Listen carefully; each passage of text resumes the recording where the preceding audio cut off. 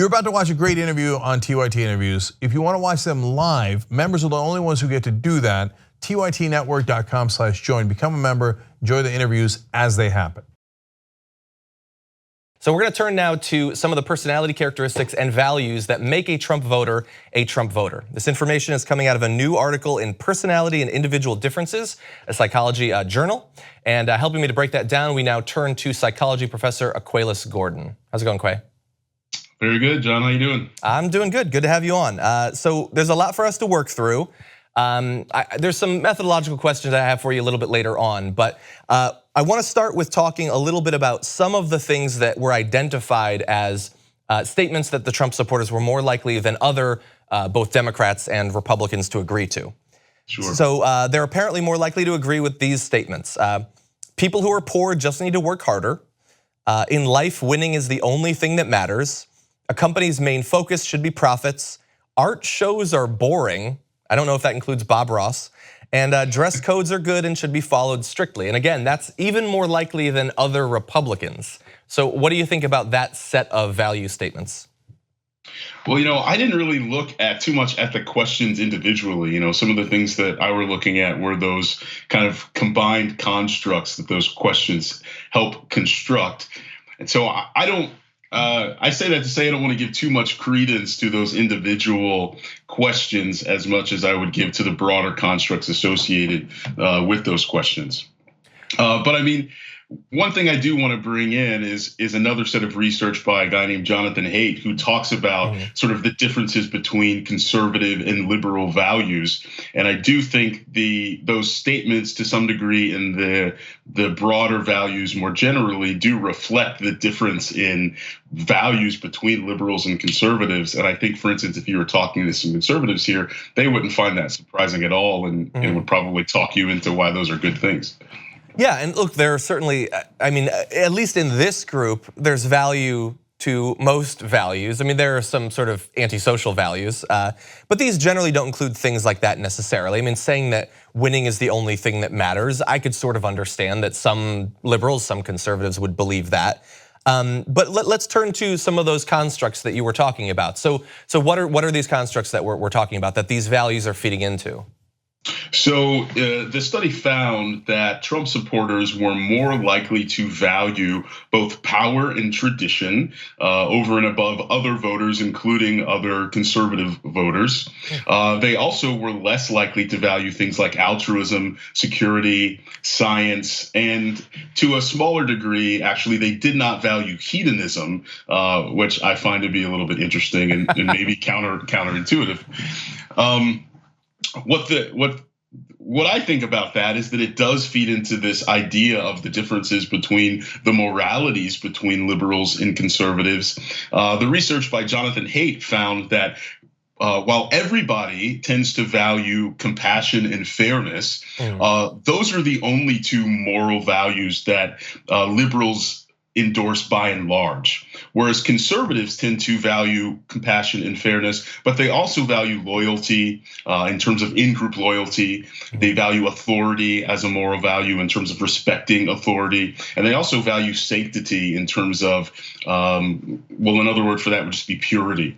And those are things that liberals tend to not value, which I think is reflected in this Trump supporter survey. To a degree, these people do seem to be a little bit different than a typical conservative, but I do think some of those values reflect the morals that they hold differently than do most liberals. I think of the ones that you listed, I think the purity might be the most interesting. We were talking about that last week about how purity can be, it could be a literal purity, a concern about disease, but it could also be concern about the integrity of your nation, the borders, are things coming in? Sure.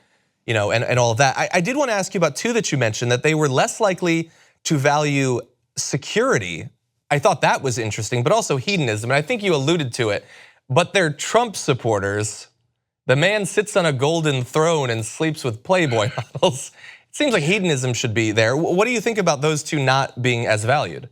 Security is a surprising one to me because typically conservatives do tend to value things like security. I think that feeds into, as you describe it, that idea of purity, right? Like keeping your nation secure or pure in some way. In terms of hedonism, and I will mention that this was one of the smaller correlations. But hedonism for me reflects sort of an individuality, a sense that what I want to do is what I should be doing. Okay. And I do think that reflects a more liberal mindset than it does a conservative one, who would say you need to fall in line, you need to do what's good for the group. Whereas liberals would tend to say, no, you do what you want to do, live your life. That certainly makes sense. One of the other constructs that I saw talked about in some of the articles summarizing these results is social dominance orientation. Could you explain a little bit about what that is and why that might be more likely or a stronger influence on Trump supporters? I think I'm not too sure about that type of research, but I will say that I think that social dominance probably reflects this idea that if you're in charge, then you should be respected and that those rules should be followed. Again, I think that links in with that sort of moral idea of authority, the notion that the people in charge are the people in charge and that they should be dominant and that you really shouldn't have much of a question of that. That may seep into things like group dynamics and maybe multiculturalism to a degree, but generally I think when we look at things like that, we're thinking about sort of leadership. Do you listen to your boss? Do you listen to your parents? Do you listen to elders? Those type of things. Okay, earlier in our conversation, you said that you didn't think we should focus too much or care too much about the particular statements, whether they support it or disagree with statements, which I'll read a little bit later on. Why is it that you think that we shouldn't put too much stock in those individual statements?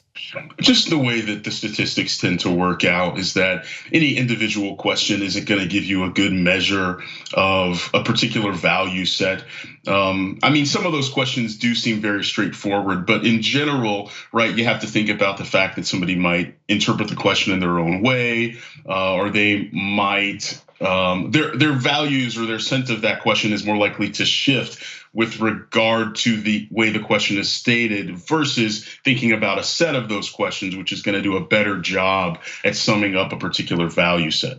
Okay. Yeah, I think that certainly makes sense. I mean, certainly people will interpret things in different ways.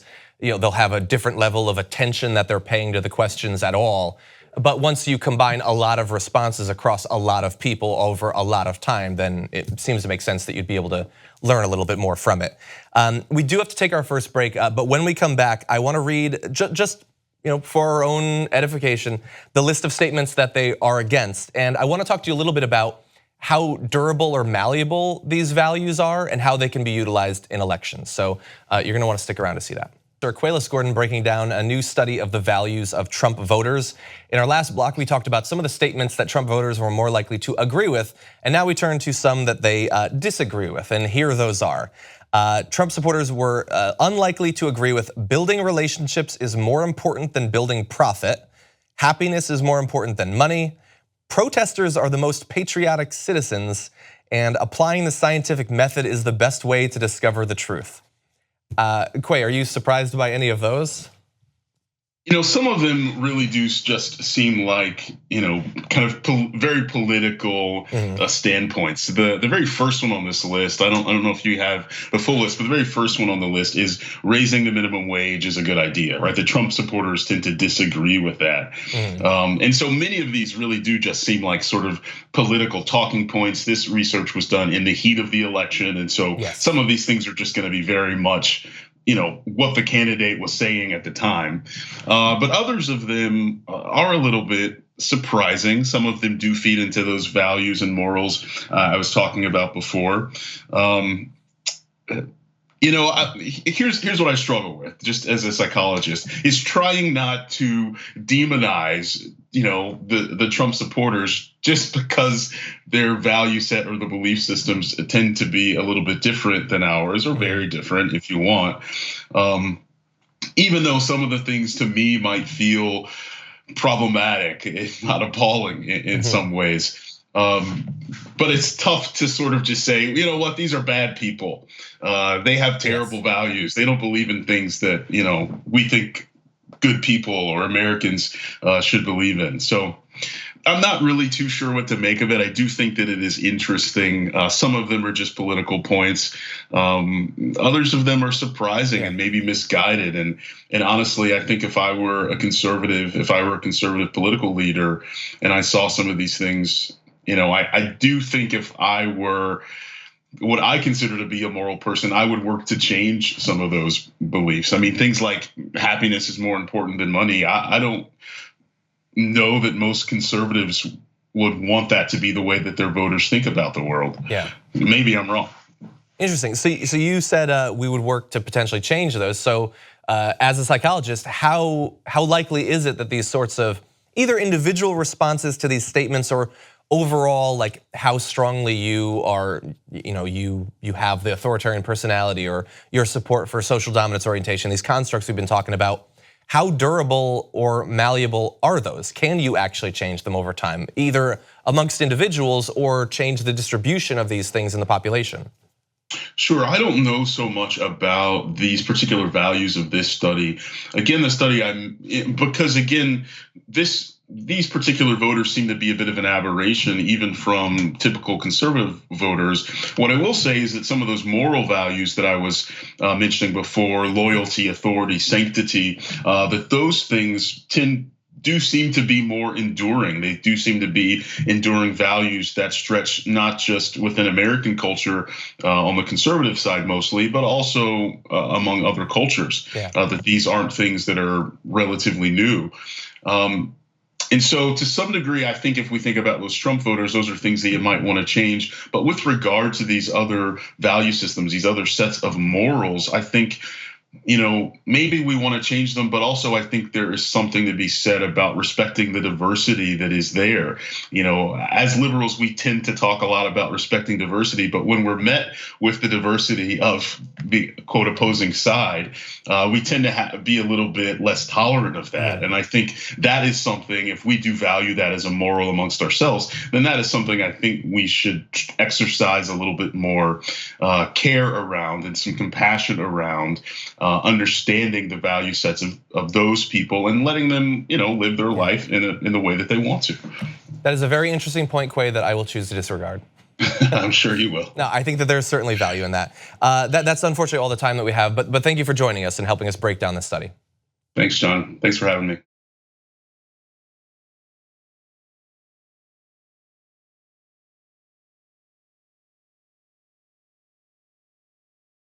If you like the interview that you just watched, I got great news for you. If you become a Young Turks member, you can watch them live as they happen. Only the members get that. You also get Young Turks live. You also get Aggressive Progressive live and Old School live. Everything is available for the members and commercial free. tytnetwork.com/join.